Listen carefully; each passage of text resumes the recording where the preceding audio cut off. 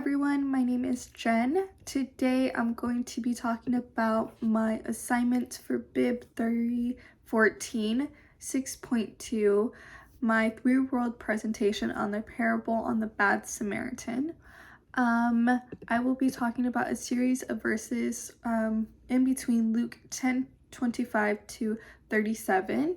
And the main idea that I got with the Bad Samaritan, in my view, was a man going down from Jerusalem to Jericho when he was then attacked by two men, and they stripped him and beat him there to suffer in pain with nothing, and continued with his belongings. Another thing that I will be talking about in this presentation are the three views: the contemporary worldview, the historical worldview, the literary worldview. Now, my definition amongst these three, the contemporary to me is viewing something in a different way. It's going to be the second, reading something twice and knowing how you viewed it the second time. The historical world view is the world behind the text, the reason why it is the way it is, why it was written that way. The literary world view is a deeper view on the words itself, extracting what the words say or the verse, what else does it mean. Now, the main story of the Samaritan, the conclusion that we should gain from is people should love everyone, including their enemies. And in this case, the neighbors as well. Everyone should be loving everyone, your neighbors, love, and caring for everyone. So starting off with the contemporary view, I chose to use the verse Luke 10:36 to do my cross analysis of which of these three do you think was the neighbor to this man. Now, we talk about how we should be loving and caring for everyone, including our neighbors. Now, how did this man get beat and stripped from all his belongings into doing this?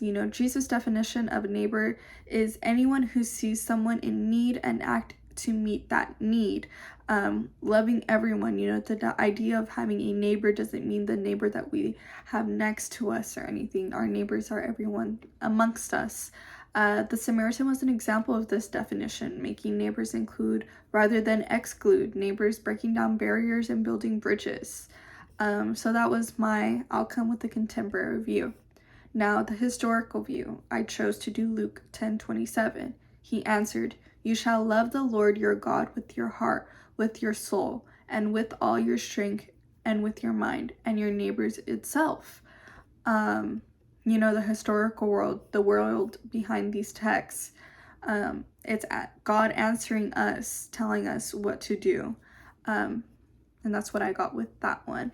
Now, the literary world, I chose to do Luke 10:25. And this is almost the start of the Good Samaritan when a lawyer stood up to test Jesus. Jesus, the teacher, he said, "What must I do to inherit eternal life?" And again, literary world is just a deeper view into the word itself, almost having a question, so on and so forth. So this lawyer was asking God, hey, what can I do to be good the rest of my life, forever and ever, and go up to heaven essentially? And God's saying, eternal life, it's going to be written on what I have laid out. And I thought about the 10 commandments on always being good to everyone, even those who do bad to you. Being a good person and loving and caring for one another, it's really going to be what eternal life is going to be. Loving our neighbors as ourselves, truly caring for everyone. The story about how this man was just there and people continuously approached him but didn't do anything for him up until the end, until one man finally did. Making the change in the world, always being a good person, and always forgiving one another is the main ticket again of the conclusion and what I think the Good Samaritan is. Loving each other as how you want to be loved, even our enemies at the end. Thank you.